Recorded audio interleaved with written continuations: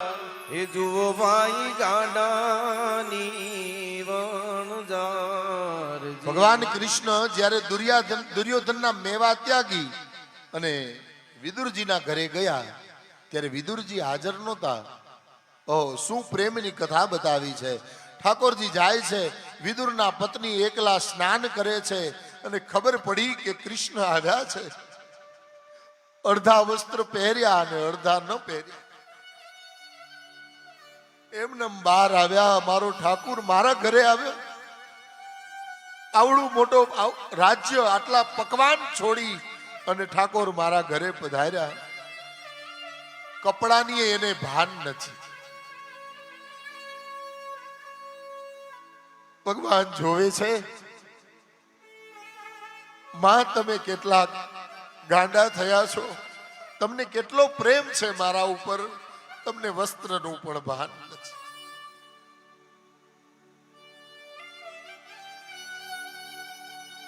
પછી તો વસ્ત્ર પહેરી પાછા આવે. કહ્યું કે પ્રભુ, તમે આ મોચિંતાના આવ્યા તો મારા હરખનો પાર ન રહે. કહો શું કરું? મારી ઝૂંપડીમાં તો કઈ એટલું બધું છે નહીં. ભગવાન કહે કે માં, તમારી ઝૂંપડીમાં છે ને એ દુર્યોધનના મહેલમાં નથી, એટલે તો હું અહીંયા આવ્યો છું. કેળા ખાવા છે, મારે કેળા ખાવા છે. કેળા લઈ આવી દી. અરે કેળા ક્યાંથી કાઢું? ઠાકોરે પરીક્ષા કરવા આવ્યો લાગે છે. ઘરમાં કેળા હોય જ નહીં. કહ્યું કે રસોડામાં તપાસ તો કરો માં, હશે જોવો તો ખરા.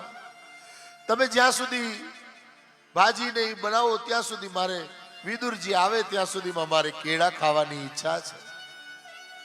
રસોડામાં જાય, ભગવાને માયાને ચપટી વગાડી અંદર કેળાનો આવડો મોટો ટોપલો મુકાવ્યો. જ્યાં કપડું આઘું કર્યું ને ત્યાં તો કેળા, સરસ મજાના પાકી ગયેલા કેળાનો આખો ટોપલો ભર્યો છે. વિદુરજીના પત્ની જોઈ કહે કે પ્રભુ કેવા દયાળુ છે. આના બદલે સફરજન માંગ્યા હોત તો, આના બદલે બીજા ફળ માંગ્યા હોત તો. આ તો કેળા છે અને કેળા માંગ્યા, કામ થઈ ગયું. હરખાઈને કેળા લઈને આવ્યા. પ્રભુ આપ બેસો, હું તમને ફોલી ફોલીને કેળા દે. વિદુરના પત્ની કેળા ફોલી અને દેતા જાય. ઠાકોરજી ખાતા જાય. છાલ એક કોર નાખે છે. થોડીક વાર કૃષ્ણની સામે જોઈ, એટલો બધો પ્રેમ આવ્યો. હવે ક્રિયા બદલી ગઈ. ભગવાનને છાલ આપે છે, ગર્ભ ફેંકી દે છે, પણ કૃષ્ણએ હાથ રોક્યો નથી. ઇતિહાસની અંદર લખાઈ ગયું કે કૃષ્ણએ કેળાની છાલ પણ ખાઈ લીધી છે. ઈ ક્યાં સુકા મેવાનો ભૂખો છે.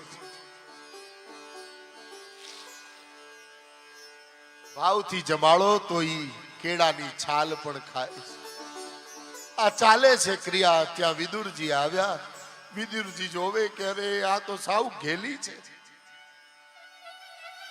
ભગવાન છાલ ખાય છે. આ બાજુ સાઈડમાં કેળાનો ઢગલો પડ્યો છે. ઈ તો એની સામે જોઈ આંખમાંથી દડ દડ દડ આંસુ વહે. મારી ઘરે મારો કૃષ્ણ આવ્યો. વિદુરજી જગાડે છે કે દેવી જોવો તો ખરા, શું કરો છો? કહ્યું કે મહારાજ, ઠાકોર પધાર્યા છે અને કેળા ખાવા છે, હું કેળા ખવડાવું છું. દેવી કેળા ખવડાવતા નથી, કેળા તમે ફેંકો છો અને ઠાકોર છાલ ખાય છે. અરે ભગવાનને કહે છે કે પ્રભુ ઈ તો તમારા પ્રેમમાં ઘેલી થઈ છે. તમે તો જાણો છો, તમારે તો એને કેવું જોઈએ કે માં, આ તમે કેળા ફેંકીને મને છાલ આપો છો.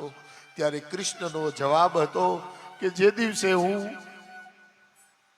કોઈ ભક્ત પ્રેમથી મને ખવડાવતો હોય તે દિવસે હું પદાર્થ તરફ મારી નજર રાખું તો જીવમાં અને પરમાત્મામાં ફેર શું છે? તો આ સામાન્ય મનુષ્યમાં અને કૃષ્ણમાં ફરક શું છે? પ્રેમથી આપે તો એ મીરાનું ઝેર પણ પી જાય. એટલે કીધું છે વિદુર પત્ની ગાંડી થઈને એ તો રટે નંદ કુમારજી.